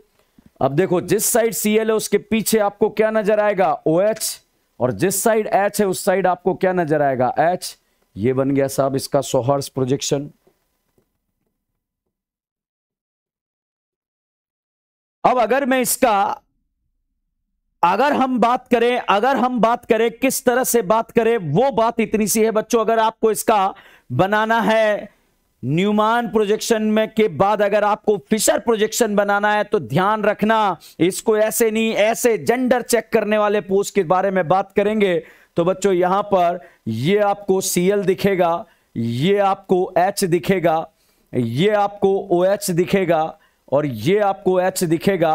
अगर भाई यहां पर बात करें, ये मुंडी पीछे चली जाएगी तो ये CS3 है, और ये टेल भी पीछे चली जाएगी तो ये CS3 है। इतनी सी बात आपको याद रखनी है कि ये CS3 और ये CS3 बोर्ड के पीछे घुस चुके हैं, और ये CL और ये CL, ये OH, ये बाहर आ चुके हैं, ये OH और ये H बाहर आ चुके हैं। नीतीश बोल रहे हैं कि सर इक्लिप्स को हिंदी में क्या बोलते हैं? भाई साहब एक होता है सांत्रित और एक होता है ग्रसित, ठीक है? तो स्टेगर्ड को शायद सांत्रित बोलते हैं और इक्लिप्स को ग्रसित बोलते हैं, ठीक है? चलिएगा, तो यहां पर बच्चों ये फिशर प्रोजेक्शन है। तो मुझे लग रहा है बच्चों आपको कहानी समझ में आया या नहीं आया। चलिएगा बच्चों, मैंने आपको एक चीज बता दी है, और वो बात ये बताइए कि न्यूमान फिशर, ध्यान रखना है 3D में अगर जो बच्चा ऐसे सोचेगा वो बर्बाद हो गया, तो अपने आप को बर्बाद होने से आपको बचाना है। और बच्चों यहां पर आपको एक इस तरह का भी प्रोजेक्शन देखने को मिलेगा कि जब कोई sp3 कार्बन होगा उसमें इस तरह के बॉन्ड आपको देखने को मिलेंगे, एक H1, एक H2, ये H3 और ये H4। बच्चों टेट्राहेड्रल अरेंजमेंट है, ध्यान दीजिए, टेट्राहेड्रल अरेंजमेंट आप इस तरह से जानते हैं, मगर यहां पर इन दोनों का मतलब है इस करीना का हाइब्रिडाइजेशन sp3 है। ध्यान दीजिए, ऑप्टिकल आइसोमर मामला 3D का है, और हम जानते हैं हमारा 2D खराब चल रहा है। तो जितने भी बोर्ड के कहीं पर भी देख रहे हैं इस sp3 कार्बन पर, बच्चों ध्यान दीजिए 2 V हैं। इस sp3 कार्बन पर बच्चों ध्यान दीजिए 2 V हैं। अगर ये V आपको चमक रहे हैं तो भैया आपको कहानी बहुत अच्छे से समझ में आ रही होगी। बच्चों यहां पर आप एक चीज ध्यान दीजिए, ये V4 वैन दिख रहा है या नहीं दिख रहा? लाल कलर का V4 वैन दिख रहा है या नहीं दिख रहा है? कहां गया भाई? ठीक है, उड़ गया। लाल कलर का बच्चों आपको V4 वैन दिख रहा होगा। जितने भी पापी मुझे यहां पर देख रहे हैं, लाल कलर का V दिख रहा है या नहीं दिख रहा है? तो यहां पर भाई साहब ये V4 वैन आपको दिख रहा होगा। तो बच्चों यहां पर एक V4 वैन तो बोर्ड के प्लेन में है। भाई अगर ये V आपको समझ में आना, मतलब मजा आ जाएगा यार, कुछ नहीं है इसके अंदर। 2 V है, एक V4 वैन बोर्ड के प्लेन में है। बोर्ड के प्लेन के बारे में बात करें बच्चों, ऐसे है ये वाला V, मतलब यहां पर बच्चों मैंने H3 लिखा है और H4 लिखा है। फटाफट से बताओ, H3 और H4 इस तरह से बोर्ड के प्लेन में दिख रहा है या नहीं दिख रहा है? भाई साहब दिख रहा है। H3 और H4, जल्दी से सारे पापी देखकर बताइए H3H4 बोर्ड के प्लेन में दिख रहा है या नहीं दिख रहा है? यस सर दिख रहा है। बच्चों यहां पर दूसरा भी आपको कुछ ऐसा दिख रहा होगा, ये वाला इस तरह से दिख रहा होगा। तो बच्चों यहां पर H1 है और दूसरा H2 है। तो बच्चों जो H1 और H2 है वो इस तरह से है भाई साहब, H1 और H2 जो है इस तरह से है, इस तरह से है। ये एक बॉन्ड आपकी तरफ, H1 आपकी तरफ आ रहा है। H1 अगर आपकी तरफ आ रहा है, ध्यान दीजिए, जो आपकी तरफ आ रहा है उसे वेज बोलेंगे। तो बताइए भाई साहब, H1 आपकी तरफ आ रहा है तो इसे क्या बोलेंगे? वेज। और H2 जो है बच्चों वो आपसे दूर जा रहा है, उसे बोलेंगे डैश। तो यहां पर भैया अगर हम बात करें इस sp3 कार्बन पर 2V हैं। 2V कैसे हैं? एक तो ऐसे हैं और दूसरा ऐसे हैं। तो भैया दोनों V एक दूसरे के परपेंडिकुलर है, और परपेंडिकुलर है तो पूरे ऑप्टिकल आइसोमर्स में बच्चों इस 2V की बात चलेगी। दोनों V परपेंडिकुलर हैं। दोनों V कैसे हैं? परपेंडिकुलर हैं। ज्योमेट्रिकल आइसोमर में दोनों V एक ही प्लेन में बात करी थी, और आज हम यहां पर बात कर रहे हैं दोनों V एक ही प्लेन में आ जाएंगे। अगर एक ही प्लेन में आ जाएंगे तो कहानी क्या होगी उसके बारे में बात करेंगे। बढ़े बच्चों आगे। तो बताओ इस sp3 कार्बन पर कितने V हैं? सर 2 V हैं। एक ऐसे है, एक ऐसे है, एक ऐसे है, एक ऐसे है। 3D इमेजिनेशन हो रहा है या नहीं हो रहा है? हो रहा है। तो बच्चों sp3 कार्बन पर 2V होते हैं, इसी 2V के बारे में बात करेंगे। श्रेयांश शर्मा जी आपका कमेंट दिख रहा है, मगर मैं यहां पर अभी बहुत भारी बातें कर रहा हूं, तो चलिएगा बहुत भारी बातों के बारे में हम बात कर रहे हैं। थोड़ा सा पानी पीते हैं और आगे बढ़ते हैं। बच्चों हम ऑप्टिकल आइसोमर्स के बारे में बात कर रहे हैं, तो चलिएगा ऑप्टिकल आइसोमर्स के बारे में बात कर रहे हैं। अब आपके दिमाग में थोड़ा सा मतलब न्यू समझिए कि एक नई कहानी कनेक्ट करने का, टॉपिक को कनेक्ट करने की बात करता हूं। मान लीजिए मैंने यहां पर एक कैंडल लाइट जला दी है, कैंडल लाइट जला दी है। मान लीजिए बच्चों मैंने यहां पर कैंडल लाइट जला दी है। कैंडल लाइट डिनर का नाम तो आप लोगों ने सुना ही होगा, जितने भी पापी मुझे देख रहे हैं। कैंडल लाइट डिनर का नाम तो बच्चों आप लोगों ने सुना होगा। कैंडल लाइट डिनर होता क्या है? कैंडल लाइट डिनर होता है जब हम घर पर बैठकर खाना खा रहे हैं, बरसात के मौसम में एकदम से जब लाइट चली जाती है, तो जो हम मोमबत्ती जलाकर जो घर पर खाना खाते हैं उसी को कैंडल लाइट बोलते हैं, और उसी को हम जैसे गरीबों के लिए कैंडल लाइट डिनर वही होता है। चलिएगा, तो बच्चों ये लाइट है। अगर इस लाइट के बारे में हम बात करें तो इस लाइट के बारे में हम बात करते हैं बच्चों, इस लाइट के बारे में बात करें तो लाइट के जो ऑसिलेशन होते हैं बच्चों वो सभी डायरेक्शन में होते हैं। ध्यान दीजिएगा, लाइट के ऑसिलेशन बच्चों सभी डायरेक्शन में होते हैं। मतलब लाइट के ऑसिलेशन ऐसे भी हो सकते हैं, ऐसे भी हो सकते हैं, ऐसे भी हो सकते हैं, ऐसे भी हो सकते हैं। तो फिजिक्स के अंदर अपन पढ़ते हैं लाइट के ऑसिलेशन बच्चों, लाइट के ऑसिलेशन बच्चों ऐसे भी हो सकते हैं, ऐसे भी हो सकते हैं, ऐसे भी हो सकते हैं, कैसे भी हो सकते हैं। मगर भाई साहब अगर इस लाइट को हम पास कर दें, इस लाइट को अगर हम बच्चों पास कर दें प्रिज्म के साथ,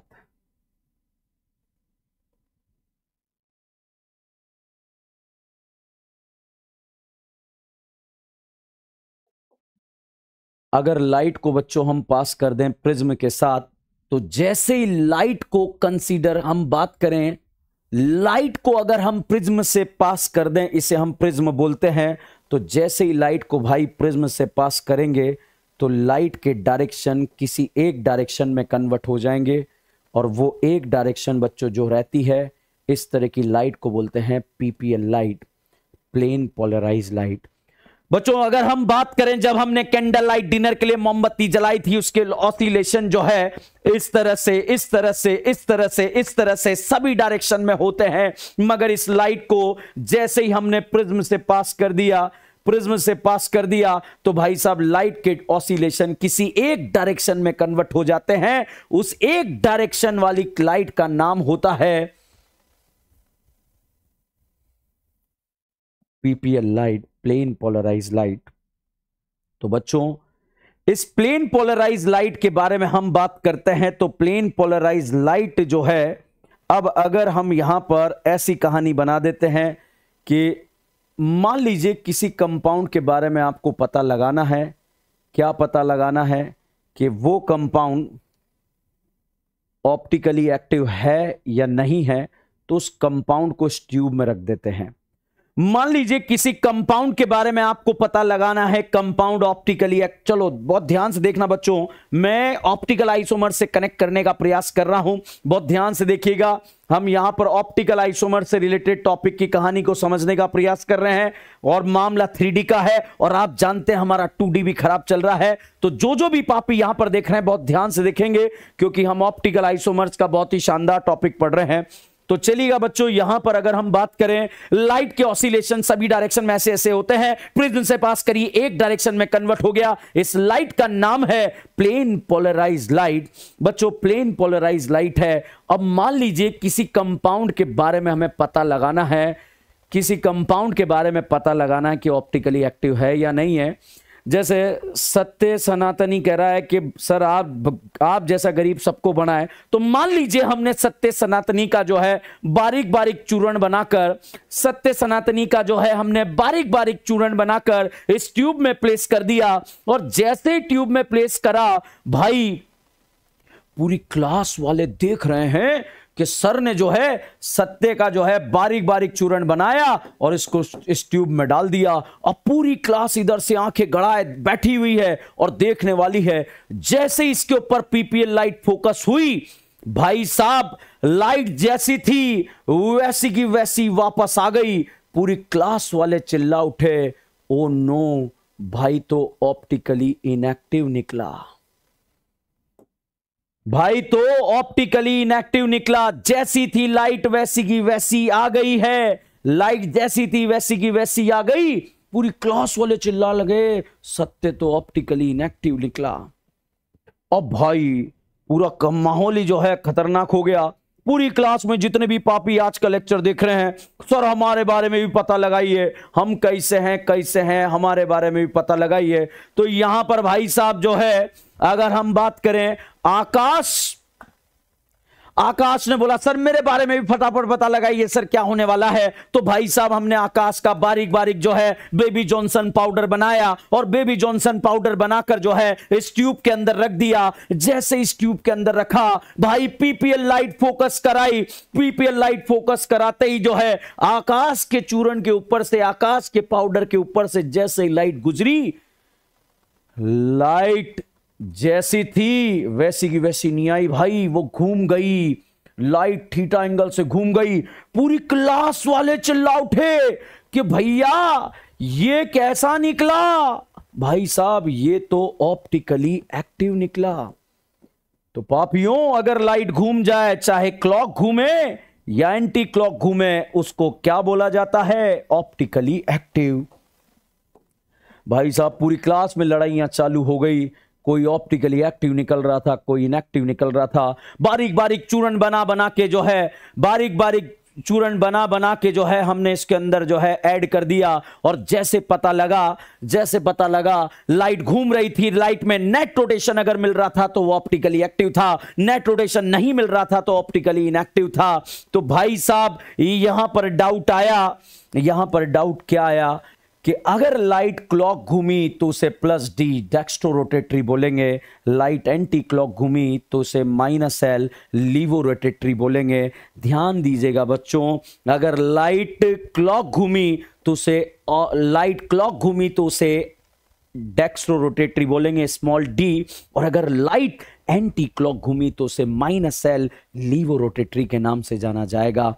तो भाई यहां पर सत्य के ऊपर लाइट फोकस कराई थी, लाइट जैसी की थी वैसी की वैसी आ गई। भैया लाइट जैसी थी वैसी की वैसी आ गई, मतलब वो ऑप्टिकली इनएक्टिव निकला। मगर जैसे ऑप्टिकली इनएक्टिव निकला, मगर जैसे हमने दूसरे वाले भाई के ऊपर लाइट का फोकस कराया, लाइट का फोकस कराते ही भाई साहब यहां पर उसने लाइट को घुमा डाला। जब थीटा एंगल से घुमा डाला तो भैया वो कैसा निकला? Optically active. बच्चों अगर क्लॉकवाइज घूमेगा तो स्मॉल टी से रिप्रेजेंट करते हैं, एंटी क्लॉक से घूमेगा तो स्मॉल एल से रिप्रेजेंट करते हैं। ध्यान रखना ऑप्टिकल आइसोमर्स में plus D, D small dextrorotatory, minus L laevorotatory. बच्चों फील कमेंट करना बहुत जरूरी है, कनेक्ट करना बहुत जरूरी है कि आप टॉपिक से कनेक्ट हो रहे हैं या नहीं हो रहे। मेरे पापी मन में अब ख्याल आ रहा है क्या सर हमारे एग्जाम में क्वेश्चन आएगा तो उसका बारीक बारीक चूर्ण बनाकर, बारीक बारीक पाउडर बनाकर क्या इस ट्यूब में प्लेस करेंगे या नहीं करेंगे और उसके बाद देखेंगे क्या? नहीं भाई, उसके लिए हम थ्योरेटिकली अप्रोच के ऊपर काम करेंगे और थ्योरेटिकली अप्रोच देखेंगे और उसी से जो है पूरी कहानी को डिस्कस करेंगे। तो बच्चों ऑप्टिकल आइसोमर्स में हम यहां पर एक बात करने जा रहे हैं, जितने भी अनसिमेट्रिकल कंपाउंड होते हैं, जितने भी अनसिमेट्रिकल कंपाउंड होते हैं भाई साहब वो होते हैं, जितने भी अनसिमेट्रिकल कंपाउंड होते हैं वो होते हैं ऑप्टिकली एक्टिव। तो यहां पर जहां ऑप्टिकली एक्टिव लिखा है वहां पर हम लिख रहे हैं अनसिमेट्रिकल। तो भाई यहां पर हम बात करेंगे जो अनसिमेट्रिकल कंपाउंड है वो कैसे होते हैं? Optically active. सज्जाद कह रहे हैं कि सर मेरा भी चूर्ण बना दो। तो भैया वहां पर अब हम थ्योरेटिकली बात करने जा रहे हैं, प्रैक्टिकल इमेजिनेशन आ गया। प्रैक्टिकल इमेजिनेशन क्या है बच्चों? अगर नेट रोटेशन मिला है, नेट पीपीएल लाइट घूमी है तो ही वो ऑप्टिकली एक्टिव है। अगर नेट लाइट नहीं घूमी है तो वो ऑप्टिकली एक्टिव नहीं है, उसे इनएक्टिव बोला जाएगा। तो जो सिमेट्रिकल कंपाउंड होते हैं बच्चों, उस सिमेट्रिकल कंपाउंड को इनएक्टिव बोला जाता है और जो अनसिमेट्रिकल कंपाउंड होते हैं उसे एक्टिव बोला जाता है। सर मॉड्यूल के डाउट होंगे तो कहां पर पूछेंगे? बच्चों करियर विल ऐप पर आप अपने डाउट्स को डाल दो, वहां से आप डाउट क्लियर कर सकते हैं। करियर विल का चैनल भी है, टेलीग्राम चैनल, उस पर भी आप अपने डाउट्स क्लियर कर सकते हैं। और कुछ दिन में यहाँ पर मॉड्यूल के सॉल्यूशन भी बच्चों आपको मिल जाएंगे, वीडियो सॉल्यूशंस अवेलेबल रहेंगे, तो उसमें जाकर भी आप अपना यहाँ पर अपना डाउट पूछ सकते हैं। तो बच्चों अब यहाँ पर मैं आपको बताना चाहूँगा कि कौन कौन से टॉपिक हम इसमें डिस्कस करने वाले हैं। तो यहाँ पर बच्चों हम जो टॉपिक पढ़ेंगे, आप मेरे साथ, अभी मैं सिर्फ नाम लिख रहा हूँ। सिमेट्री एलिमेंट हम यहाँ पर डिस्कस करेंगे, हमारा फर्स्ट टॉपिक।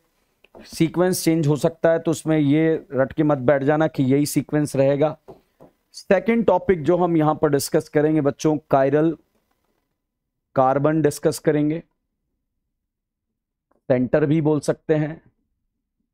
नेक्स्ट टॉपिक जो हम डिस्कस करेंगे बच्चों यहां पर, नेक्स्ट टॉपिक जो हमारा रहेगा वो रहेगा आरएस कॉन्फ़िगरेशन। जैसे ही आरएस कॉन्फ़िगरेशन हमारा डिस्कस हो जाएगा उसके बाद बच्चों हम यहां पर पढ़ेंगे मीजो कंपाउंड क्या होते हैं। मीजो कंपाउंड कंप्लीट होने के बाद बच्चों हम यहां पर पढ़ेंगे एनेंटियोमर क्या होते हैं। उसके बाद हम डिस्कस करेंगे डायस्टीरियोमर क्या होते हैं। इसके बाद हम डिस्कस करेंगे आइडेंटिकल क्या होते हैं या होमोमर क्या होते हैं।